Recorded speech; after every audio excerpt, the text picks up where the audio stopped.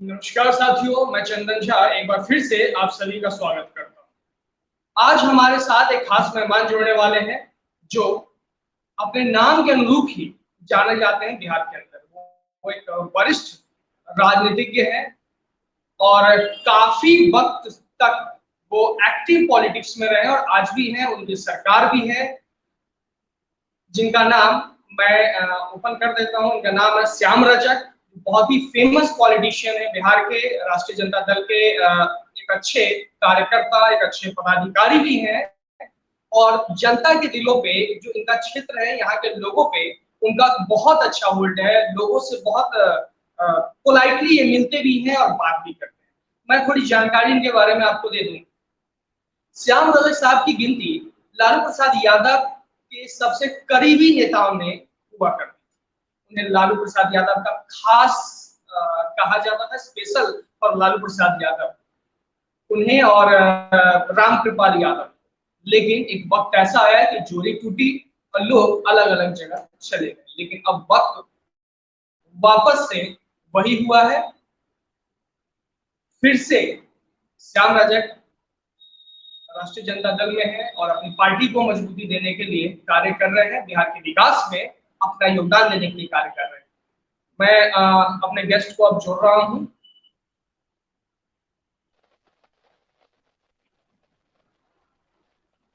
श्याम रजक जी नमस्कार। नमस्ते। कैसे हैं? स्वास्थ्य कैसा है आपका? बहुत अच्छा है, लेकिन देश का स्वास्थ्य बहुत खराब है। अच्छा, चलिए ठीक है। सारे इश्यू पे बातचीत होगी। सबसे पहले मैं आपकी सरकार को और आपको शुभकामनाएं देना चाहता हूं कि वापस से आप लोग सरकार में आए हैं और बिहार के विकास के लिए आप लोग कार्य करने की बातें कर रहे हैं और शायद भविष्य में करेंगे। एक पहला सवाल सर आप जी, पहला सवाल आपसे कि आपको मंत्रिमंडल में स्थान क्यों नहीं दिया गया? पहला सवाल सर। देखिए, मंत्रिमंडल में अव्वल तो मैं 17 साल मंत्री रहा, 25 साल एमएलए रहा। नए लोगों को भी प्राथमिकता मिलनी चाहिए। दूसरा कि जब मैं किसी सदन का सदस्य नहीं हूं तो मैं किस आधार पर, संवैधानिक आधार हो, नैतिक अधिकार हो, किसी आधार पर मेरा मंत्री परिषद में रहना वो लाजमी नहीं होता है। लेकिन जो मंत्रिपरिषद बनी है वो नीतीश कुमार और तेजस्वी जी के नेतृत्व में, वो अपने आप में जितने मंत्री हैं, नए पौध है, नए लोग हैं, काम करने की ललक है, जज्बा है और अनुभवी लोग भी हैं। तो बिहार के काम में हम काम करेंगे और काम शुरू भी हो गया, देख रहे होंगे। स्वास्थ्य के क्षेत्र में, शिक्षा के क्षेत्र में, रोजगार के क्षेत्र में, उद्योग के क्षेत्र में काम शुरू हो गया है। क्योंकि हम मन की बात नहीं करते हैं, हम काम की बात करते हैं और काम हमने शुरू कर दिया। आपने एक बहुत अच्छा जवाब दिया कि ये सभी को पता है कि आप किसी भी सीट से अभी ना ही विधायक है, ना ही विधान परिषद में आपकी सीट है, लेकिन बहुत सधे हुए शब्दों में और बहुत पोलाइटली आपने इतना अच्छा मतलब इसको अपन डिप्लोमेटिक आंसर भी नहीं कह सकते, इसको बिल्कुल एक परफेक्ट आंसर कह सकते हैं जो आपने दिया सर। दूसरा सवाल शराबबंदी को लेकर के आज ही अखबारों में प्रमुखता से छाया हुआ है कि नीतीश कुमार जी अब प्राइवेट जासूसों का सेवा लेंगे शराब के माफियाओं को पकड़ने के लिए। कहां तक उचित लग रहा है सर? देखिए, शराबबंदी के तो हम लोग बहुत पस्तर हैं और याद होगा 2015 में जब तेजस्वी यादव जी उप मुख्यमंत्री थे और नीतीश कुमार जी मुख्यमंत्री थे और सरकार संयुक्त रूप से थी महागठबंधन की, उसी समय शराबबंदी का फैसला लिया गया था और इस राज्य की तमाम पॉलिटिकल पार्टी ने उसका समर्थन किया था, यहाँ तक कि शपथ भी खाने का काम किया था। लेकिन जरूरी नहीं है कि सब कुछ एक दिन में ही सब ठीक ठाक हो जाए, सबको सहयोग करना होगा। सिर्फ कानून व्यवस्था से, कानूनी रूप से इसको खत्म नहीं किया जा सकता है। इसका अवेयरनेस करके, जन जागरण करके, आम लोगों में एक्टिव कर करके किया जा सकता है। हालांकि मैं एक चीज बता दूं, शराबबंदी है लेकिन गाहे बगाहे बहुत जगह आपको देखते होंगे शराब पकड़ा रहे हैं। ये तो पुलिस प्रशासन और सरकार की नेतृत्व क्षमता है कि वो शराब जो अगर बाहर बिक रहा है उसको पकड़ा जा रहा है। मैं ये नहीं कह रहा हूँ कि इससे मैं संतुष्ट हूँ, लेकिन काम बढ़ रहा है, एक दिन का काम नहीं है। शराबबंदी तो गुजरात में भी है, हम्म, लेकिन वहां आप देखें किस तरह से वहां हम्म, चल रहा है, किस तरह से वहां धंधा चल रहा है। तो उससे हम अलग हैं, हम संकल्पित हैं और संकल्प को लागू करने के लिए हम बिहार की जनता को ज्यादा से ज्यादा जागृत करने का काम कर रहे हैं।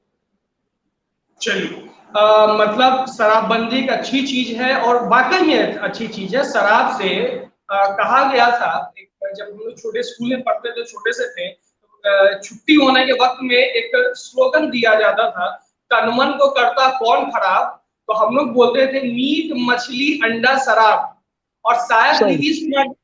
नीतीश कुमार जी ने एक बहुत अच्छा इनिशिएटिव लिया है, उसमें सभी को योगदान देना चाहिए, चाहे पक्ष के लोग हों, विपक्ष के लोग हों, जो भी पूरे सभी को बिहार के लोग को योगदान देना चाहिए। कानून अपना काम कर रही है, पुलिस अपना काम कर रही है, जो जो एक्टिविटीज होगी उसका काम किया जा रहा है। बिहार में सर डिप्टी सीएम को लेकर के अगर देखा जाए तो यंग है और इनर्जेटिक है, हर प्लेटफॉर्म पे अपनी बात रखते हैं। अभी सत्ता में आया, सत्ता से पहले भी अपने अलग अलग प्लेटफॉर्म्स पे वो बिहार की बात रखते थे, बेरोजगारों की बात रखते थे, समस्याओं की बात रखते थे। लेकिन विगत सरकार बनने के साथ ही सीटेट के कुछ विद्यार्थियों ने जो मोर्चा खोला उनके खिलाफ, सरकार के खिलाफ, तो लाठीचार्ज हुआ, जो अपने आप में बहुत ही अपमानजनक और निंदनीय था। एक ऐसा डिप्टी सीएम जो यंग है और खुद इनके दर्द को समझ रहा है, फिर भी उसमें मुझे आपसे पूछना तो नहीं चाहिए क्योंकि आप ना ही अभी सरकार में मतलब मंत्री भी नहीं है, लेकिन फिर भी आप उस दल में हैं और आप एक बहुत ही प्रेस्टिजियस फिगर रहे हैं बिहार के।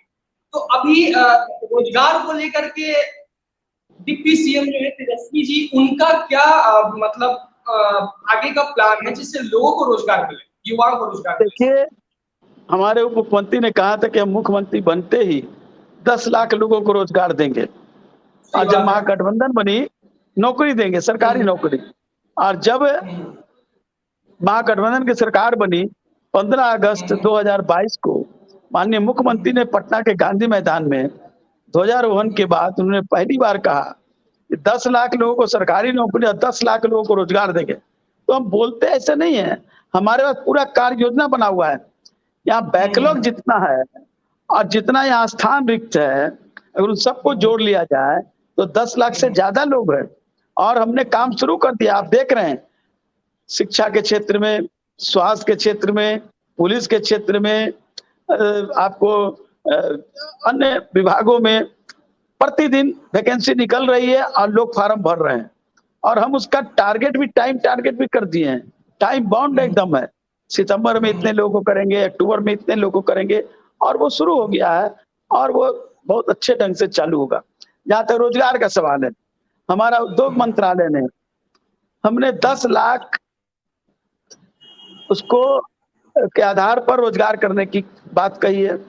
5 लाख रुपया लोन 0% पर और 5 लाख आपकी रुपया सरकार अनुदान। को दिया गया सर, तो भाई मोदी सरकार की योजना जी, को बढ़ाया गया आपकी सरकार में। जी, अभी तो महिलाओं के लिए भी, दलित के लिए भी, अल्पसंख्यक के लिए भी, नौजवान के लिए भी, पिछड़ा वर्ग के लिए भी, समान वर्ग के लिए भी, और हर को हम लोग 10-10 लाख रुपया दे रहे हैं। और काफी बड़े पैमाने पर लोग फॉर्म भर रहे हैं और पैसा भी रिलीज हो रहा है। तो रोजगार भी होगा, रोजगार बने, क्योंकि यहाँ पूरी संभावना है। यहाँ देखिए, यहाँ आपको कृषि के क्षेत्र में काफी उत्पादन होता है, लेकिन उससे लगा हुआ उद्योग यहाँ नहीं है। अगर छोटे छोटे, बिल्कुल। हम बड़े उद्योगों की बात नहीं कर रहे हैं, बड़े उद्योग के लिए तो आएंगे, बहुत सारी स्थितियां हैं। अगर हमको बिहार को विशेष का दर्जा मिल जाता तो बड़े उद्योग भी यहाँ आते, लेकिन हम छोटे उद्योग को, मध्यम वर्ग, लघु उद्योग को, क्योंकि यहाँ की अपनी है, जूट का सवाल हो, मक्का का सवाल हो, यहाँ पर इथेनॉल है, चावल के आधार पर है, और फिर हमारे यहाँ हस्तशिल्प है। इन सारे सवालों पर हम रोजगार की शुरू कर दिए हैं। और हमारे यहाँ लगभग 100 ऐसे लोगों को हम लोगों ने करांकित किया है कि ऐसे चीजों में लोग बढ़े और हम 10 लाख रुपया देंगे। ठीक है, मतलब रोजगार में आप लोगों का एक फुटप्रिंट बना हुआ है, उस पे आप उसको मजबूती के साथ आगे रखेंगे और ज्यादा से ज्यादा लोगों को उसमें जोड़ेंगे, जिससे बिहार में विकास और बिहार के जो लोग हैं, युवा है, परिवार है, उनमें खुशहाली आएगी। बहुत अच्छी बात, पॉजिटिव देखिए सर, इसमें बहुत सारे चैनल्स पे, अलग अलग प्लेटफॉर्म्स पे खिंचाई की जाती है। खिंचाई आप समझते ही हैं, किसी की गलतियों को लेकर के, किसी की पूर्ववर्ती गलतियों को लेकर के खींचना। खींचने की आदत अच्छी मतलब अच्छा नहीं होता, चाहे नेता करे या फिर कोई मीडिया कर्मी करे। हम लोग ये चाहते हैं कि बिहार का विकास हो, हर आदमी अपने लेवल पे इंडिविजुअली या सरकार या फिर कोई भी एक संगठन काम कर रहा हो। आखिरी सवाल सर कानून व्यवस्था को लेकर के है। सबसे बड़ी बात, कुछ फाइनेंसर्स ऐसे होते हैं, प्राइवेट फाइनेंसर्स, जो किसी लोन वगैरह दिया, गाड़ी वाड़ी दिया, ट्रक वगैरह, और गैर कानूनी तरीके से, गुंडाई से, बदमाशी से उन ट्रक ओनर्स का या फिर जो भी गाड़ी वाले हैं, उनकी गाड़ी छीन लेते हैं, उनके साथ बदतमीजी करते हैं, उनको धमकी देते हैं। तो इसमें आपकी ये सरकार, आपकी जो सरकार है, वो क्या कुछ मतलब कानून व्यवस्था को कैसे सुदृढ़ करे? मैं एक ही बात कहता हूँ, अभी हाल फिलहाल भारत सरकार के गृह मंत्रालय ने रिपोर्ट दिया है कानून व्यवस्था पर। उसमें भारत में बिहार जो है सबसे निचले पायदान पर है, यानी कानून व्यवस्था में सुदृढ़ है।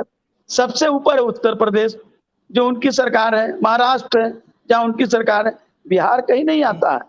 लेकिन जहां तक आपने कुछ बात कही, हम नहीं कह रहे हैं कि हमारे यहाँ राम राज वाली स्थिति है जिसकी कल्पना लोग करते हैं, लेकिन हमने बहुत स्थिति सुधारी है। लेकिन हम इसे संतुष्ट नहीं है, और सुधारना चाहते हैं। छोटी मोटी घटनाएं होती है, उसके लिए हम लोगों ने पुलिस पब्लिक मैत्री का भी किया है। थानों में एक पुलिस पब्लिक फ्रेंडली व्यवहार भी चलता है, और सूचना देने पर उस पर तुरंत कार्रवाई होती है। घटनाएं होती है, लेकिन घटनाओं पर तुरंत अंकुश लगे, कार्रवाई हो और लोगों को सजा मिले, ये काम हमारी सरकार करने का काम कर रही है। कानून व्यवस्था में दूसरे लोगों को बोलने का, दूसरे लोग मतलब कि भारतीय जनता पार्टी को कोई नैतिक अधिकार नहीं। महाराष्ट्र नंबर 1 जहां बीजेपी की सरकार है, उत्तर प्रदेश नंबर 1। अब ऐसा कहीं होगा जहां उत्तर प्रदेश का मुख्यमंत्री ने अपने ऊपर लगाए गए सारे आरोपों को उन्होंने वापस ले लिया। सरकार का मुख्यमंत्री, उन पर जितने तरह के केस थे, मर्डर केस, लूटपाट का केस, कई तरह के सभी केस को इन्होंने वापस ले लिया। ऐसा होता है क्या? तो ऐसा उन्होंने करने का काम किया है। तो ये काम भारतीय जनता पार्टी ही कर सकती है, समाजवादी दृष्टि के लोग ऐसा नहीं कर सकते। ठीक है, ठीक है। एक बिल्कुल आखिरी, बस उसका प्रोग्राम को अपन वाइंड अप करते हैं कि बिहार सरकार रेवेन्यू को बढ़ाने के लिए क्या-क्या काम कर रही है? ये बताइए। देखिए, हमने कहा ना कि जब हमारा रोजगार बढ़ेगा, आज मार्केट हमारा बढ़ रहा है। आप देखें पटना में क्या स्थिति थी पहले, अब मार्केट पूरा बढ़ रहा है, लोग खरीदारी कर रहे हैं। शराबबंदी हुआ है तो लोग खरीदारी भी बढ़ गई है। तो सिर्फ उसी से नहीं, हमने इंडस्ट्री के क्षेत्र में, ट्रांसपोर्टेशन के क्षेत्र में, हमारा ट्रैवलिंग के क्षेत्र में, हमारा पर्यटन के क्षेत्र में सबसे बड़ा। बिहार में जंगल कितना था, आज यहाँ पर फॉरेस्ट सर्किल बढ़ा है। हमारा वाल्मीकि नगर हो, राजगीर हो, आप देख रहे हैं, और लोग पर्यटक आ रहे हैं। सबसे ज्यादा पर्यटक यहाँ आ रहे हैं, गोवा से ज्यादा पर्यटक आ रहे हैं। चाहे राजगीर हो, चाहे वो वाल्मीकि नगर हो, चाहे वो नालंदा हो, चाहे वो वैशाली हो। हमारे यहाँ बुद्ध सर्किट है, हमारे यहाँ सीता सर्किट, हमारे यहाँ सभी धर्मों का लोग का है। यहाँ इस्लामिक सर्किट भी है, यहाँ इमारत शरिया है, खानकाह है। यहाँ पर अगर हिंदू धर्म का ले तो सीता सर्किट है, जनकपुर से लेकर के। फिर यहाँ पर बक्सर में है, ये तारका। सारे लोग, हिंदू धर्म के लोग भी वहाँ, और इंटरनेशनल के लोग आ रहे हैं, खास करके बौद्धिस्ट सर्किट में। आप राजगीर में इतना ज्यादा बड़ा ग्लास ब्रिज अकेला एशिया में पहला है जो राजगीर में, जो इसका बिहार है। तो यहाँ पर पर्यटन क्षेत्र में भी हम बढ़ोतरी कर रहे हैं और हमारा रेवेन्यू बढ़ रहा है। चलिए, श्याम रजक जी, आपने जो भी मैंने सवाल पूछा, बहुत जन सरोकार के सवाल का क्वेश्चन था, आपने उसका जवाब बहुत ही सधे शब्दों में, बहुत पोलाइट होकर के दिया। काफी सारे ऐसे पॉलिटिशियंस होते हैं जो किसी भी बात पे पैनिक हो जाते हैं। आए दिन टीवी स्क्रीन पे ये चीज देखते हो। लेकिन मैंने आपसे आज बातचीत करने का इसलिए सोचा क्योंकि आप वाकई में जब फर्स्ट टाइम 2010 में आप मंत्री बने थे, उद्योग विभाग के बिहार सरकार में, तो आपने वाकई बहुत अच्छा काम किया था। उसके बाद भी आप काम कर रहे हैं और आज भी आप अपने कार्यकर्ताओं के साथ जो आपका बॉन्डिंग है बहुत ही अच्छा पोलाइट बॉन्डिंग है। तो सर आपको हमारे कार्यक्रम में आने के लिए बहुत बहुत धन्यवाद। बहुत बहुत धन्यवाद आपका, आपने जो हमसे बात की, बहुत बहुत धन्यवाद।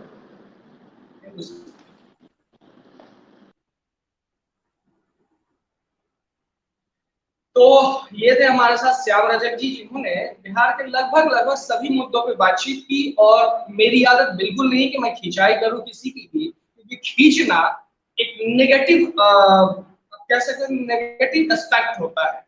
और पत्रकारिता में दो प्रकार के लोग पाए जाते हैं, पॉजिटिव एस्पेक्ट वाले, नेगेटिव एस्पेक्ट वाले। तो मैं हमेशा से पॉजिटिव एस्पेक्ट को आगे रख के चलता हूँ। जब वक्त आएगा खिंचाई करने की, मैं खिंचाई जरूर करूंगा, लेकिन खिंचाई करने का रिजल्ट कुछ नहीं होता है, शून्य भी नहीं होता है, माइनस में आता है। आज जो मैंने बातचीत की श्याम रजक जी से, उन्होंने तो सरकार का ब्लूप्रिंट बताया, आगे ऐसे ऐसे करेंगे। ठीक है, अगर वो करती है तो बहुत अच्छी बात है, नहीं करती है तो मैं आप सभी दर्शकों को बता रहा हूं कि भविष्य में मैं वापस से इन्हें अपने चैनल पे बुलाऊंगा और वापस से यही सारी चीजें पूछूंगा कि आखिर आपने इतनी बातें की क्यों नहीं हो पाई। तो अब मुझे इजाजत दीजिए, अगले दूसरे किसी गेस्ट से बातचीत करने के लिए। फिर कल मैं किसी अच्छे गेस्ट को लाऊंगा जो आपको बिहार के विकास के बारे में बताएंगे और किस तरीके से हम लोग विकास के पथ पे अग्रसर हों, हमें अपने कानून की जानकारी हो, वो सारी चीजें आपको